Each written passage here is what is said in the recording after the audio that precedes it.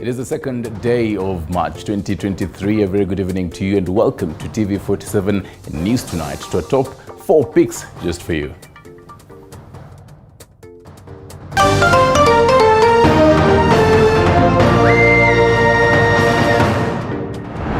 Tonight. Musikuwe na wasiwasi. Tunaelewana? Musikuwe na wasiwasi. Itafanyika kwingine lakini haitafanyika Kenya. There is no room for same-sex marriage or relationship in this country, says President William Ruto. Sisi tunasema tunapendekeza bunge itengeneze sheria kulingana na hii mfungo ya katiba yetu ya 45 ili kusiwe na wasiwasi yote. As political leaders across the political divide criticize the court's decision. The Speaker of the National Assembly was informed via my letter of 13 February. The Clerk, National Assembly acknowledged receipt and confirmed the notification will be laid before the House on the 14th of February through a letter from the Clerk dated 17th February. Also tonight, Duale and Kindiki defend government's move to deploy KDF in the North Rift to combat bandits. I have looked at other countries where insecurity has damaged the country's ability to survive as a nation. They say the government is considering full-scale deployment of KDF to combat bandits. Plus, IEBC selection panel sworn in as Azimio leader Raila Odinga cries foul. Weka jopo ambao ni yao, rafiki yao. Kuna kufanya hiyo. Hiyo ni kuanza kufanya rigging ya uchaguzi 2027. Raila insists the government is plotting to rig the 2027 elections. Na ndio tumesema kuanzia mwezi wa 6 nitafanya mambo kadhaa. Number 1, nimesema tunaondoa ushuru kwa mambo ya gas. Ile 8%. And Kenyans set to access cheap and affordable gas by June this year. President William Ruto says the government will subsidize the cost of the 6 kg gas cylinder by more than 2,000 Kenyan shillings.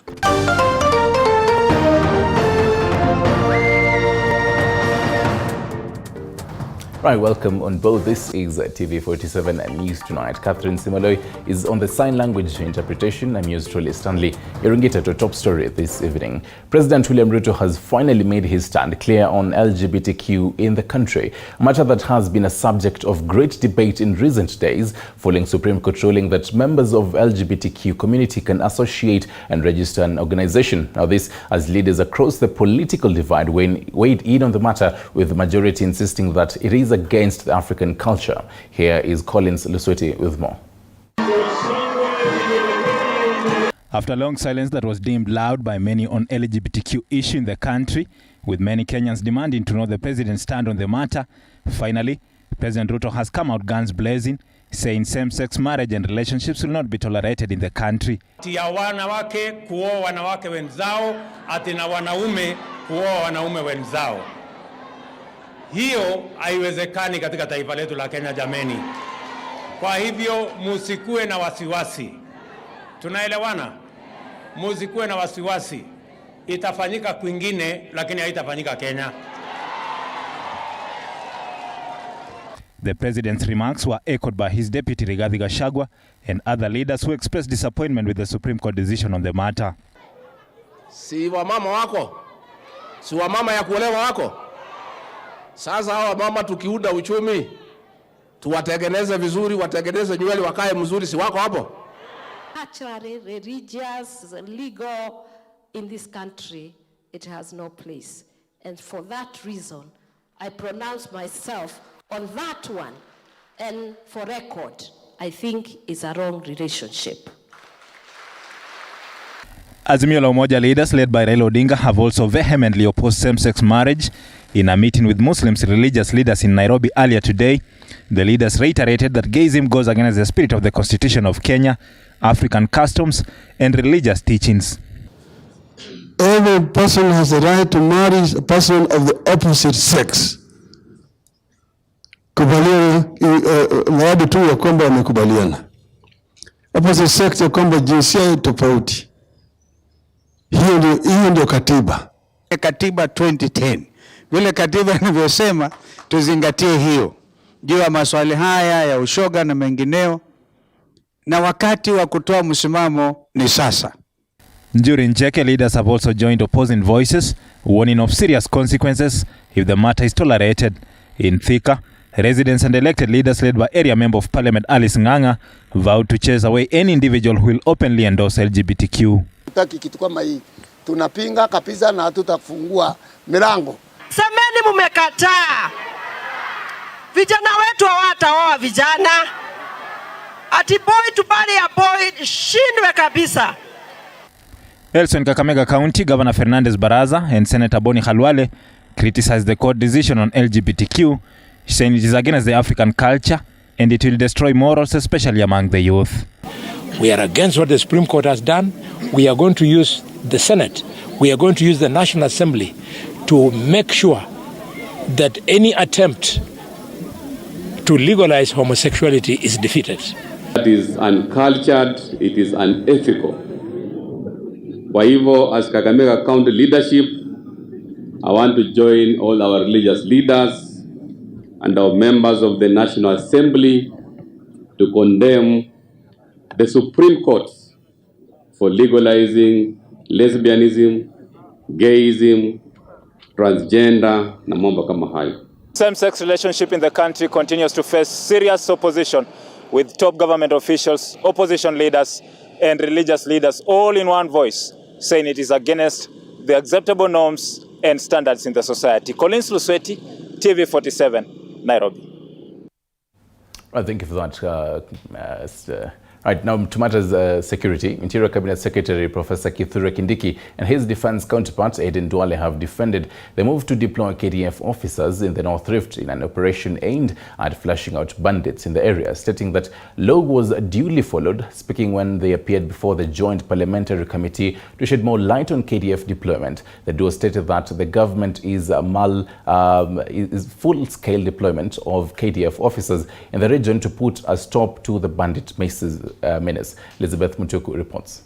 Almighty God, who in your wisdom and goodness have appointed the offices of leaders and parliaments. Speaking when they appeared before the Joint Parliamentary Committee to shed light on KDF deployment in 6 counties of North Rift without Parliament's approval, they told the committee it was a matter of national security, which was an emergency and did not break any law, as they only relied on Article 241 of the Constitution, Section 3A and B, with Duale saying the government is considering full-scale deployment of KDF in troubled areas to combat bandits. I have, on the 13th of February, I have written to the Speaker of the National Assembly, and on the 17th of February, the National Assembly have replied, acknowledged to Defense Headquarters that they have received our communication, and they have transmitted to the chamber for tabling, and the letter is signed by one of our senior deputy clerks, Sarah Kyoko. What they have done is immeasurable under very difficult circumstances, keeping us safe. So I don't feel inadequate.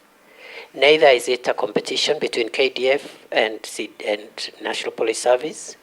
Neither is it a competition between my brother Aden Duale and myself. We are complementing each other in the national interest. And where I feel the KDF could give us better results under B, I'll happily do that without even thinking twice, because they exist in law to do that. However, the explanation by the duo was vehemently opposed by some members who insist though the move was well intended but would have been better if would have been sanctioned by Parliament. Shocked me. But that is a debate for the other day. People go different places and they think otherwise. So I'm surprised the CSS do not recognize our mandate under Article 95, Sub-Article 5. To oversight their decisions, what they are doing, and even to take other steps. In fact, they are telling us on the face of the cameras And anybody who has a problem with the decisions they have made, even if they are in this committee, should go to court and they'll follow up the matter with them up to the Supreme Court. Because our army is trained very separately and differently from the way the police are trained. And that is why you need the approval of Parliament so that we are in concurrence. And all that you are telling us probably would have agreed with you. But you need to follow the law and bring it to Parliament for approval so that we agree with you that where it has reached, it is actually a B. It's actually requiring defense, not the police. The choice between paragraph B and C. The choice between paragraph B and C of Article 241(3) of the Constitution. There is a reason why the Constitution was constructed that way. And my reason, from my view, from where I sit, why go to C without trying B first? Somebody can argue in the converse. You rush to C without trying C first. So that is our determination. The duo pointed out that the presence of KDF in banditry-prone areas is only focused on bridging capacity gap in the police service for now, insisting that the government will table the expenditure on the operation as soon as it comes to an end. If and when we feel the situation requires now the Kenya Defence Forces to take up the mantle, remove other security agencies, take the leadership, then we will now do what the Constitution and the Act requires. We will come to the National Assembly, we will draft a motion for deployment, and we will give all the justification, and if the House agrees with us, then we will take charge and fully deploy, just like the way we did many years ago in the situation that was at Mount Elgon.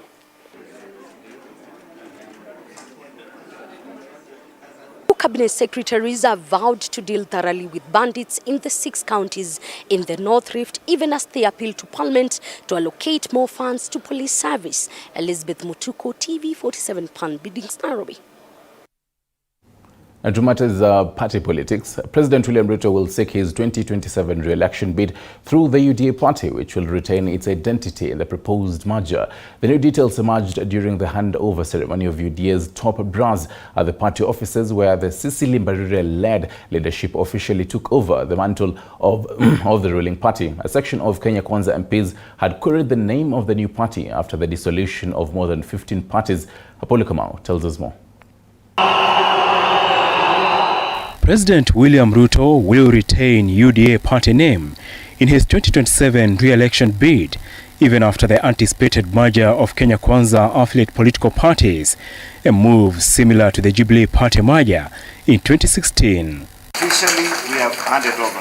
Ruto's 2027 Dream Team, unveiled today at the party's offices, has been tasked to oversee the merger, recruit new members, and unite a party with fragmented interests that threaten the unity of the coalition. I shall be having a consultative agenda with our partners so that they can merge into the UDA party and form one big party. We are keen on making sure that the UDA party does not fall in the trap of many other political parties that are fallen on the wayside, even when they had the chance to grow for many, many years. In the new handover, Embu Governor Cecily Mbarire took over as party chair from Johnson Muthama, who heads to the Parliamentary Service Commission. Cleophas Malala took over from nominated Senator Veronica Maina, among other changes.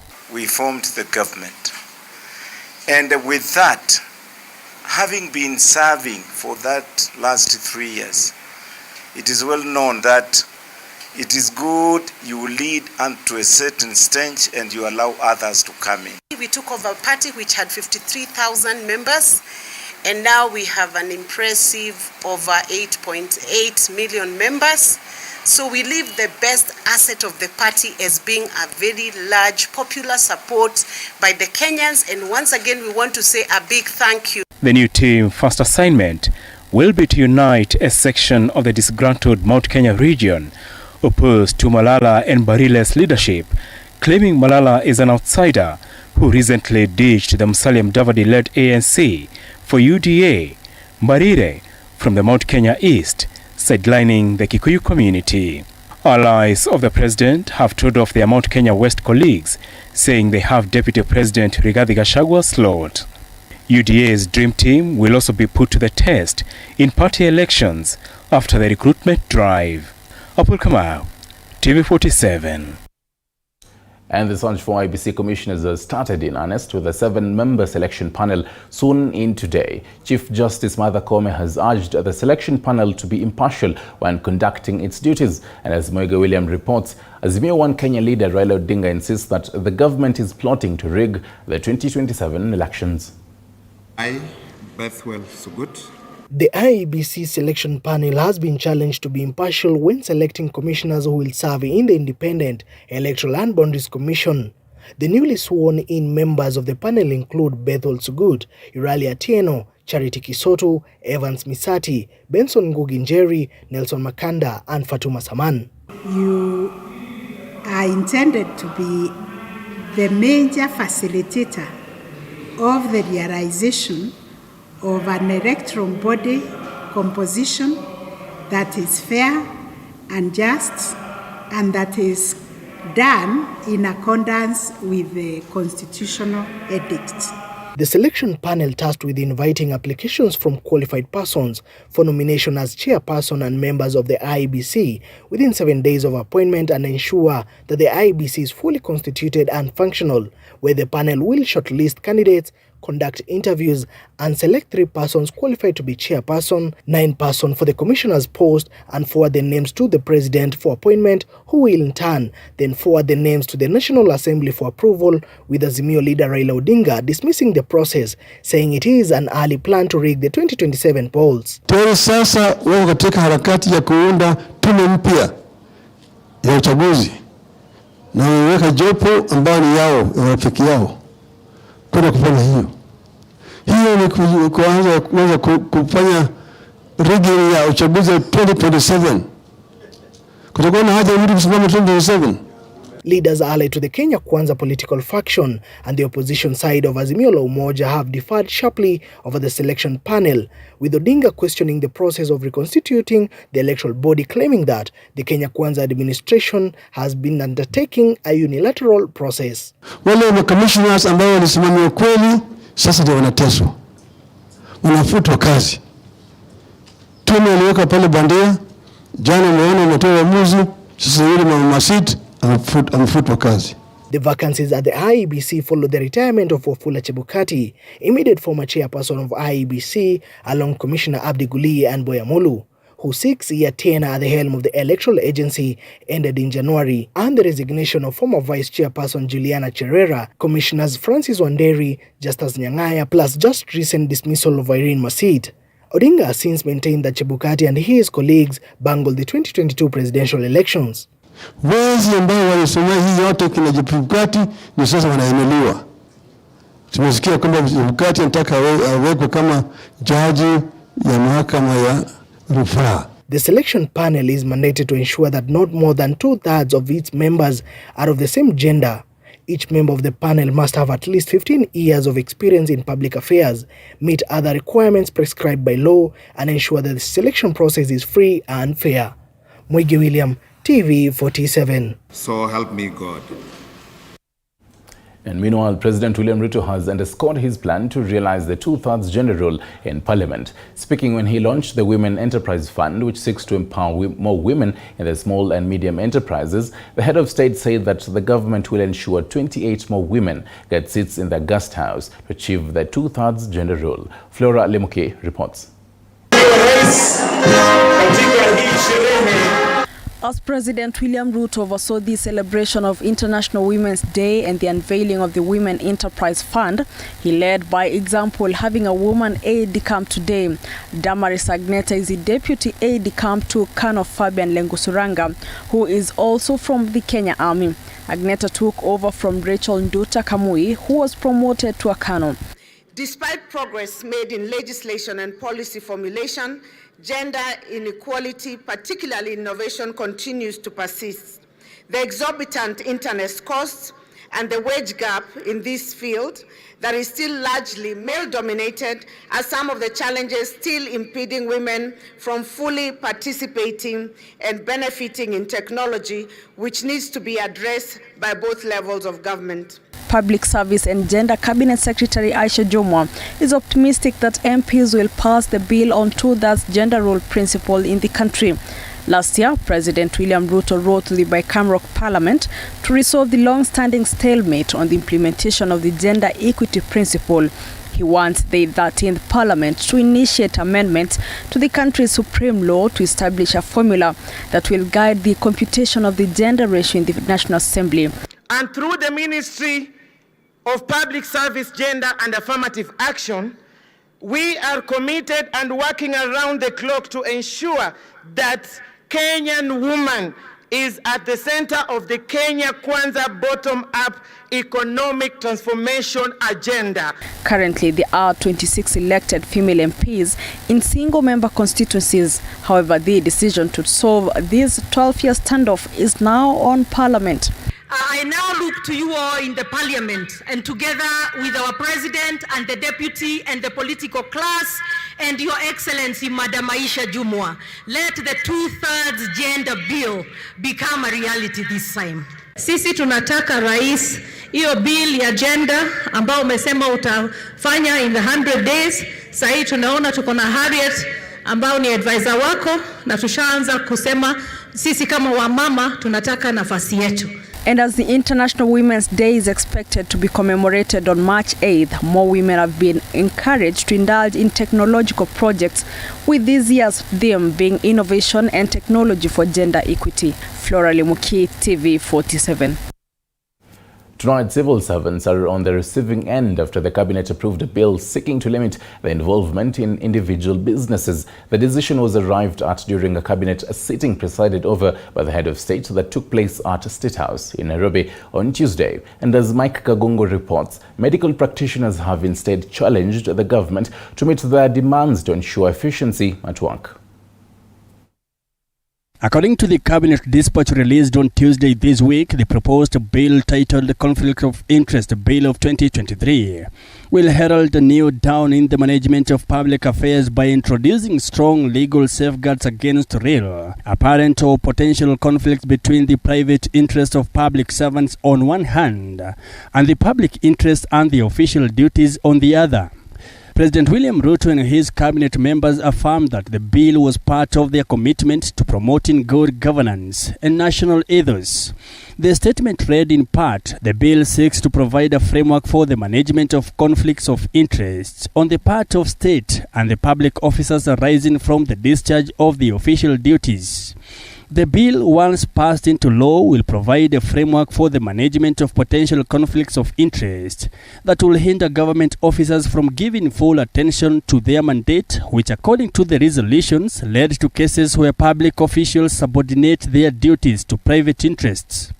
Cabinet reviewed a previous cabinet decision of 1971, adopting the Ndegwa Commission report of 1971's recommendation that allowed public servants a nearly unlimited scope to engage in private interest and commercial affairs.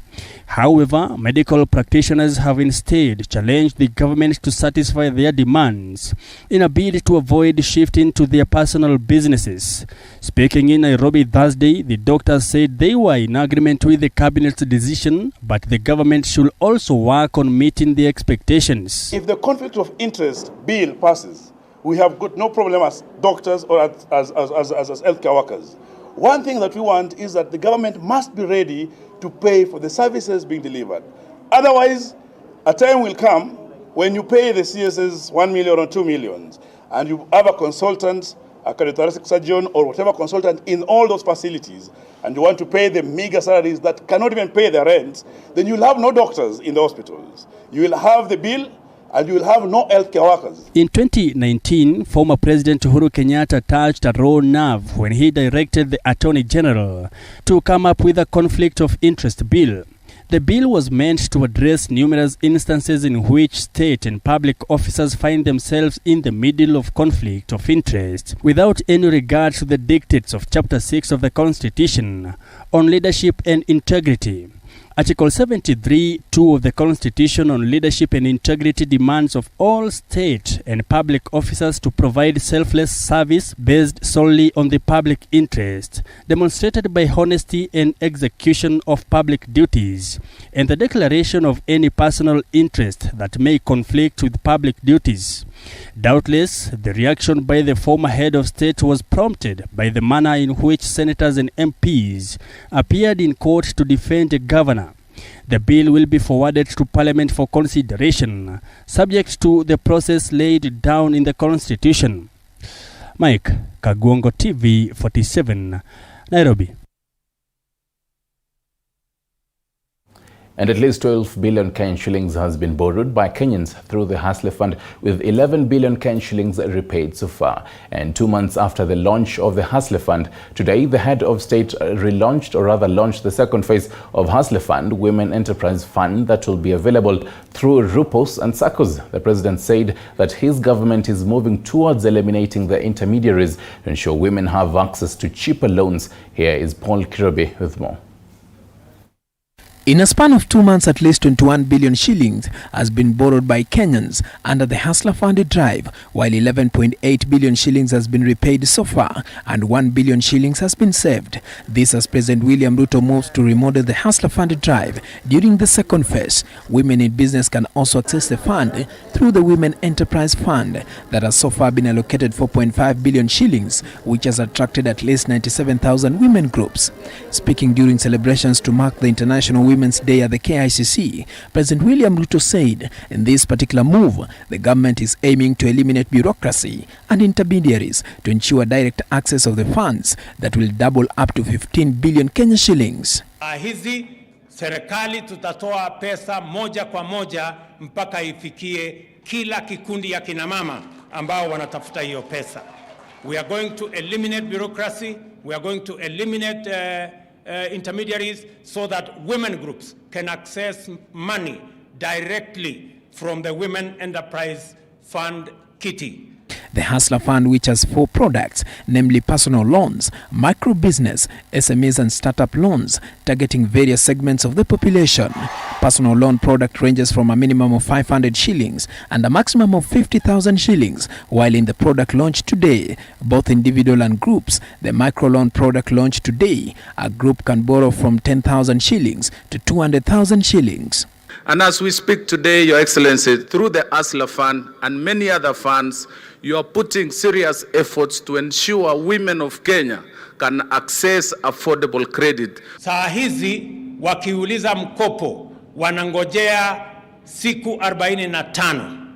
Tumesema kuanzia wiki ijayo, kila mama ambaye kikundi ambaye itauliza pesa, sasa hakuna haja ya makaratasi. Tutazidi kuhakikisha kwamba tuko na mambo ya women economic empowerment. Tunashirikiana na county government yetu ya Laikipia kuweza kulete masomo, mambo ya kusaidia kina mama kwa njia ya biashara. He said beginning next week, women will not be subjected to unnecessary processes like filling of forms and waiting for 45 days to access the funds. Paul Kirobi, TV 47, Nairobi.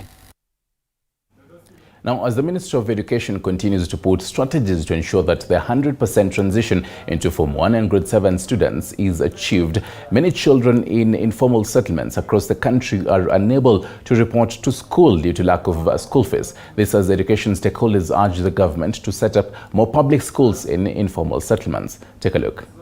This is the 4th week since Form 1 students started reporting to various schools countrywide. But for Daphne Minza and her mother Esther Mbone here in Mukuru Kwanjenga slums, Nairobi County, it seems like an eternity. Nilikuanga New Dawn Primary School, kapata max 365.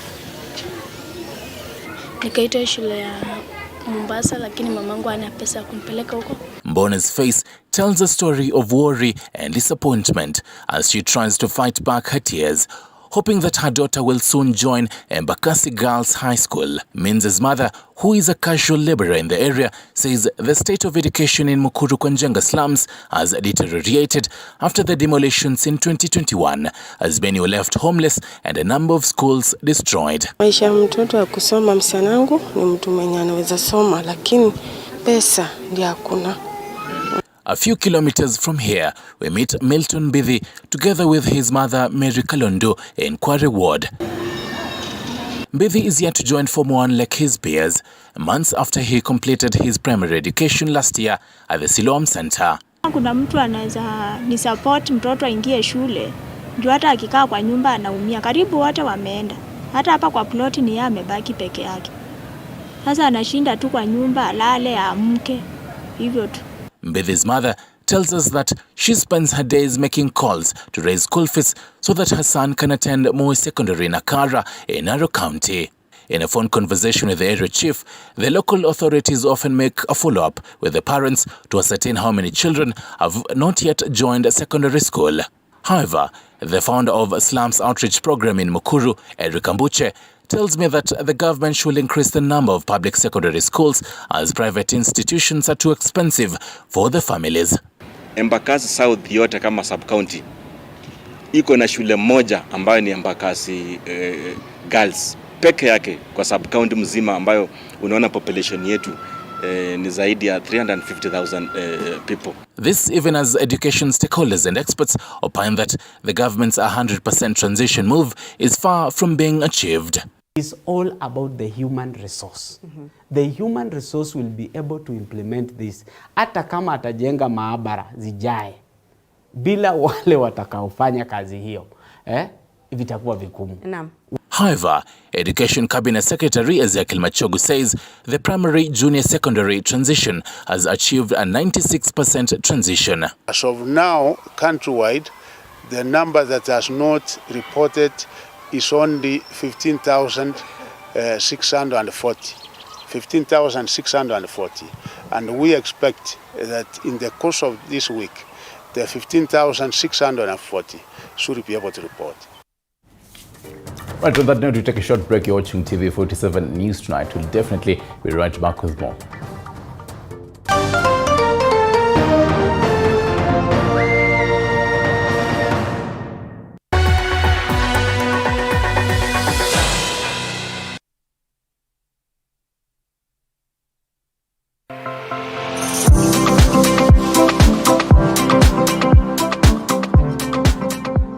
Welcome to Nyali Golf View Residence, where a luxurious accommodation is inspired by the Indian Ocean. This exclusive residential community offers the ultimate in coastal living along Links Road, Nyali, near Mamba Roundabout.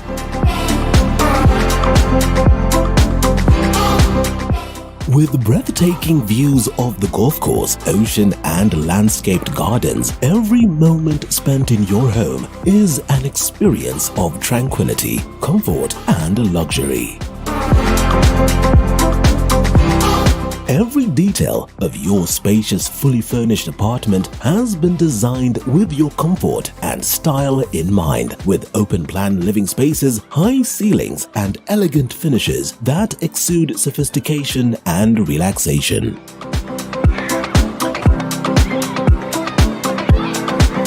Experience resort-style living with a wide range of amenities, including a state-of-the-art fitness center, swimming pool, children's playground, 24-hour security, and concierge services. Experience the ultimate in luxury living and golfing at Nyali Golfview. Contact us today to schedule a visit and discover the lifestyle of your dreams. Nyali Golfview Residence, luxurious accommodations inspired by the Indian Ocean. Hey!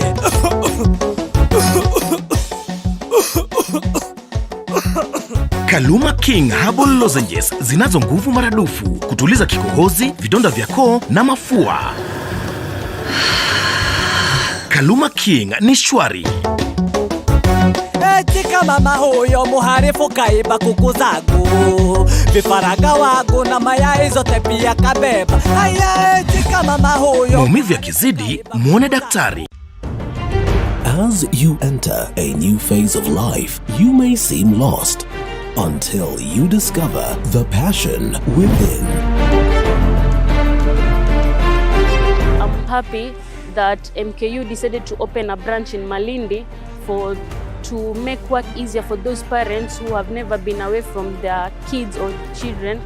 That's all the equipment that I need to study and all the facilities that I need. We have one of the most beautiful and ultra-modern structure. Join us at Mount Kenya University and Equip Africa Institute Malindi Odell Center to build your future. Intake in April for electronic learning and May for distance learning. Mount Kenya University. Unlocking infinite possibilities. Karibuni. Mount Kenya.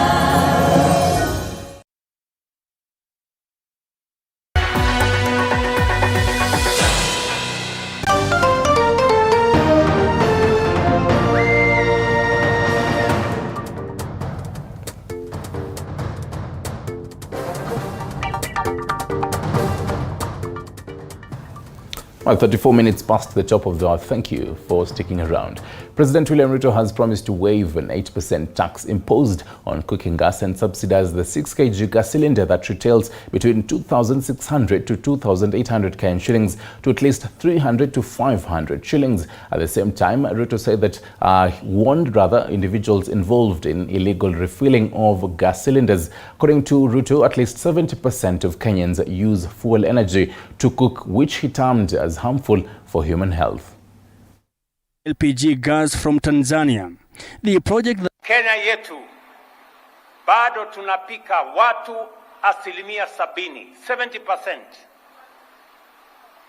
katika taifa letu la Kenya bado tunatumia kuni na makaa, na hiyo kuni na makaa iko na matatizo ya kiafya, na ndio tumesema kuanzia mwezi wa 6 nitafanya mambo kadhaa. Number 1, nimesema tunaondoa ushuru kwa mambo ya gas ile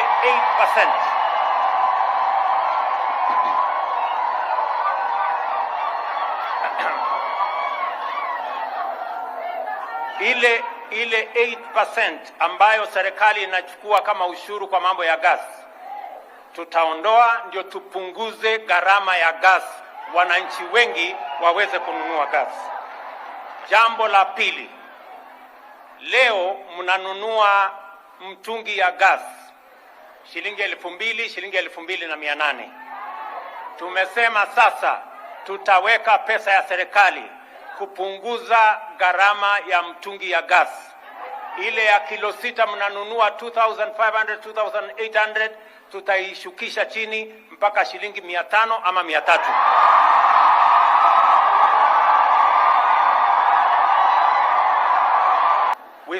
We want to begin to register every person who is filling gas, and you must be licensed by the government of Kenya so that we know who is filling what.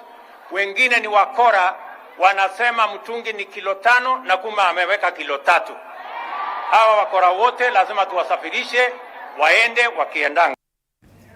Right, moving on, officers from the Ethics and Anti-Corruption Commission, EACC, in collaboration with police at Malindi Police Station, have arrested a county official in Tana River who was carrying over 2 million Kenyan shillings in cash. EACC officers now claim to have received reports of other county officials traveling with large sums of money. Sylvia Nyongesa reports.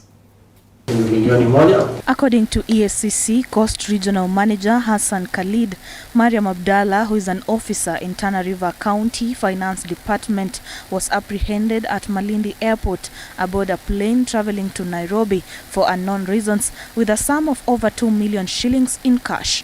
This morning, at around 8, we got information, an intelligence report that an official from the county government of Tana River was ferrying money to Nairobi, and with the help of officers from the Malindi police station and also the security of Malindi airport. We managed to arrest one officer carrying and being in possession of 2.69 million shillings, which was unexplained. Kweli mteja wangu alikuwa anasafiri Nairobi, ameshikiwa akiwa airport na yuko hapa kwenye ofisi za EACC. Khalid has also raised concern over allegations of misappropriation of funds in Tana River County, noting that the commission has received reports of other county officials who are believed to have traveled with huge sums of money but were not apprehended. There was further indication that a number of other officers were carrying money, but we had not managed to arrest them. So we have opened an inquiry file on this matter, on the source of this money. It is a clear indicator to the misappropriation of funds that are going at the level of the county. Police are investigating the source of the money nabbed and reasons behind Abdallah's journey to Nairobi. Sylvia Nyongasa, TV 47. Let's get into the health docket now. And medical professionals in the country now calling for the amendment of the Constitution to push for the formation of the Health Service Commission that will address challenges facing the healthcare workers across the country. And as Elizabeth Atieno now reports, the doctors have decried neglect from the government, saying the health sector is ailing due to poor funding and inadequate budgetary allocations. It is now 10 years since Kenya embarked on a rapid process of devolution with the creation of 47 counties. The health sector was one of the services devolved, leaving county governments with the burden of key management functions including planning, budgeting, financial management, human resources, and the provision of emergency medicines and medical supplies. It is clear as day that many counties are struggling to deliver quality healthcare services, begging the question on whether health should be a devolved service or a shared function. According to national unions representing doctors and clinicians in the country, health should be placed under the national government. I want to urge the government that let us take back healthcare to national government under national government unless they meet the minimum conditions that are required. Because counties don't have resources to pay doctors, they have not enough revenue to pay doctors. So you are giving them doctors when they are broke, doctors will be broke, the person will feel that is the patient. And we have to look at it that we cannot have healthcare in 48 governments under one nation.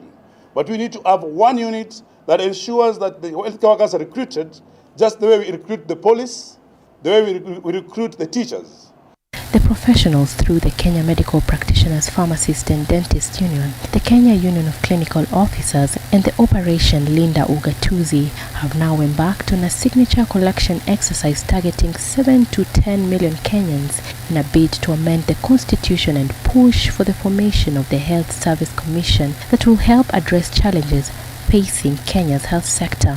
But for the first time, we are going to show the government that we will amend the constitution because the constitution itself gives us a mandate to amend it, and we're going to amend it to fix your health, among other issues. Therefore, it is come to our understanding that we need to have an objective direction, that even the governors understand that they cannot run healthcare anymore, and we need Health Service Commission for it.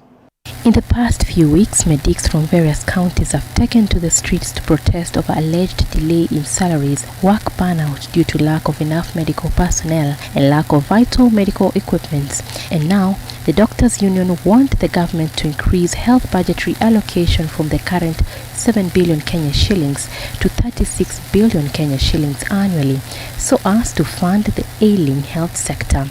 And I can tell you that the most developed nations where citizens are happiest, the life expectancy is 81 years. In Kenya, we are doing 61. That is an economic measure that we are not doing very well in health. I'm sure Kenyans want to live to see their great-grandchildren, so they don't need to die at an average age of 61. There are healthcare workers who have been trained and have graduated.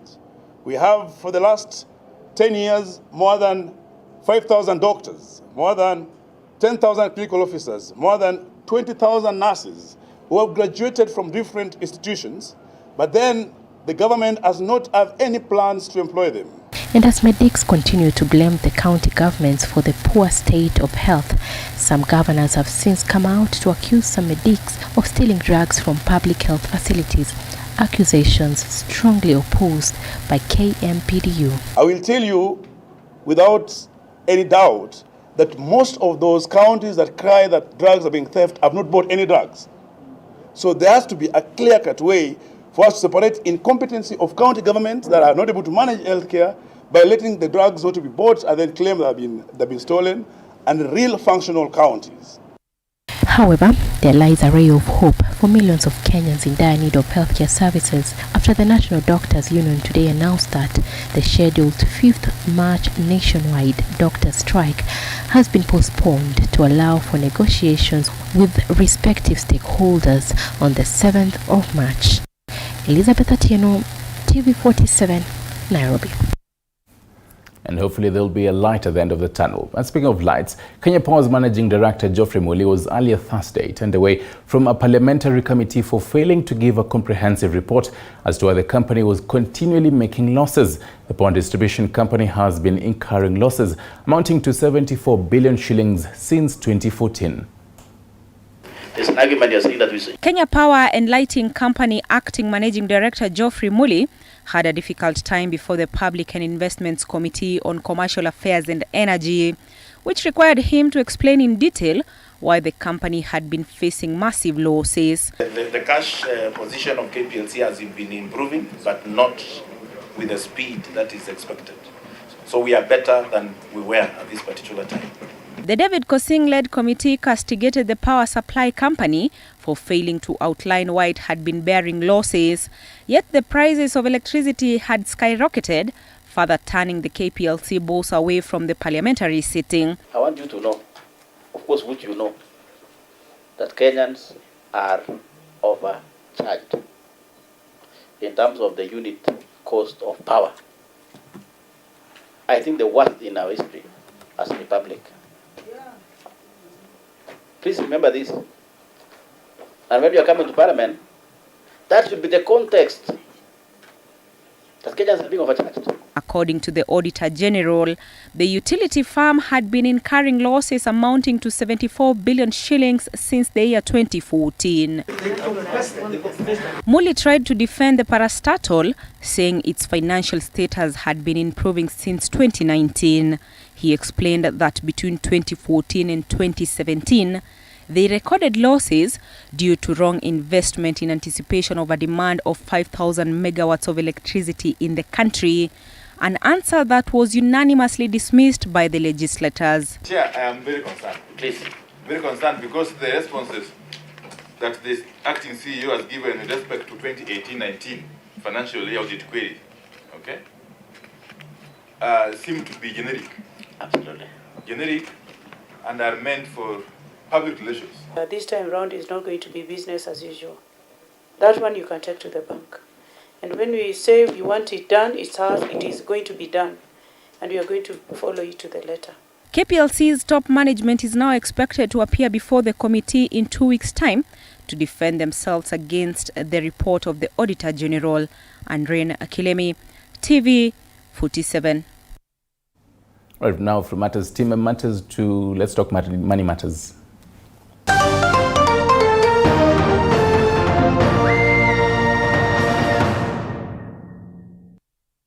And the Japanese businesses and workers from 15 projects valued at 328 billion Kenyan shillings will now pay income tax. This follows the decision by Milimani High Court to quash the decision by the former Treasury Cabinet Secretary Ukur Yatani to waive the income tax. The court also quashed Section 13(2) of the Income Tax Act, which states that the defended CS decision exempt tax. The 15 companies include Olkaria Viju Thermal Power Development Project, which cost 66.9 billion Kenyan shillings, and the first phase of the Mombasa Port Development Project of 22 billion Kenyan shillings.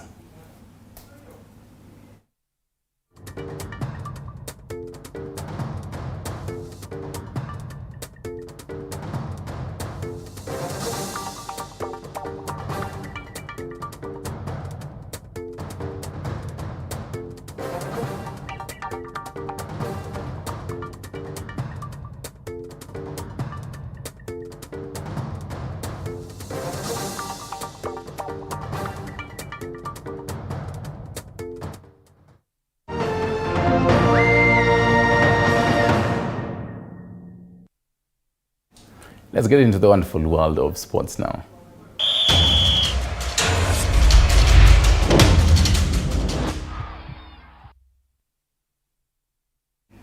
And with just 3 months to the annual and much anticipated World Rally Championship event in Naivasha, Nakuru County in the month of June, the Minister of Sports is on top gear to ensure its success, as the Sports Cabinet Secretary says that it is all systems go while he inspected the Park Farm in Naivasha today. Our reporter Willie Dennis Njiru with a sports update.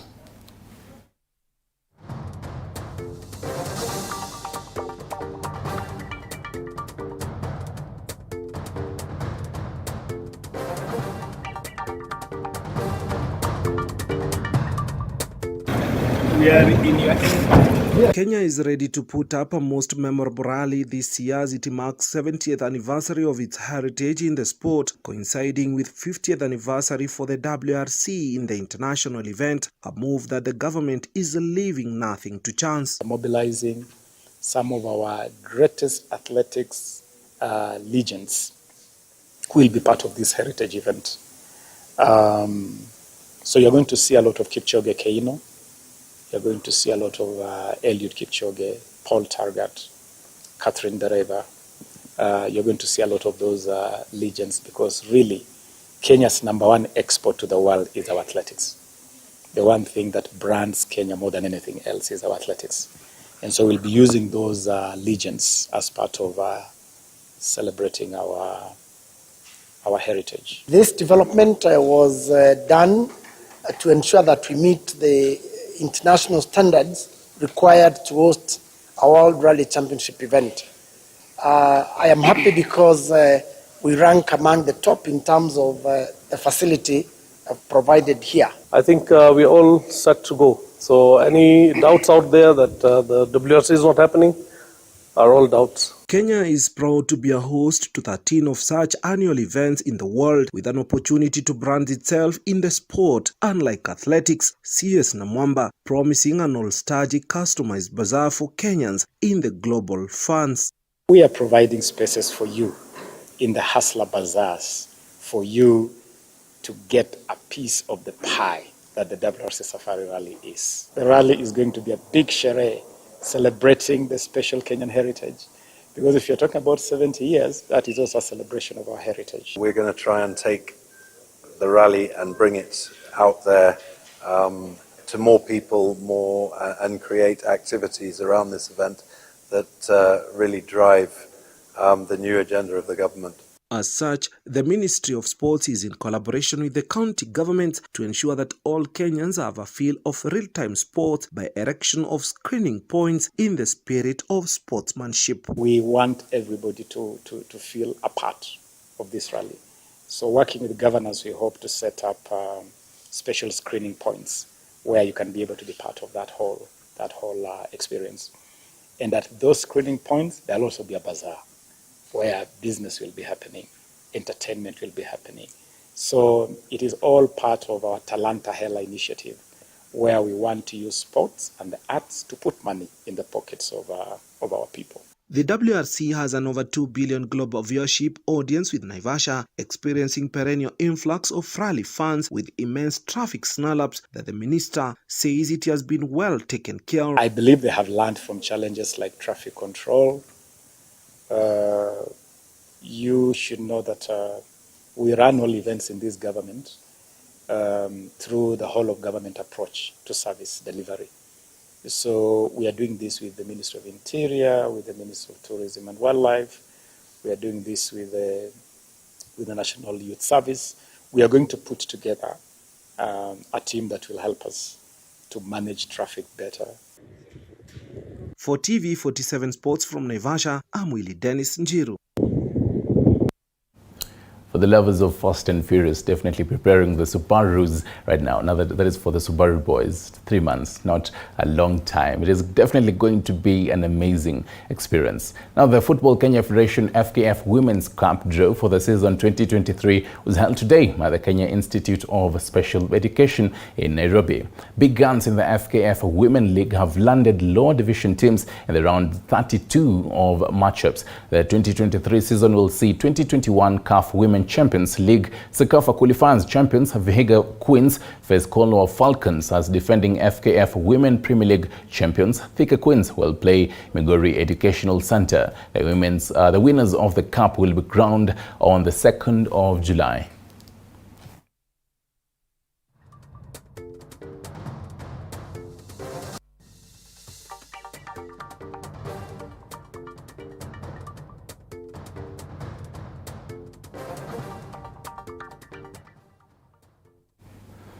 Something that Ghana's fans will be smiling all through. Arsenal extended their lead at the top. Bukayo Saka broke Everton's stubborn resistance in the 40th minute before Brazilian forward Martinelli Arsenal the victory. Also, Liverpool defeated Wolves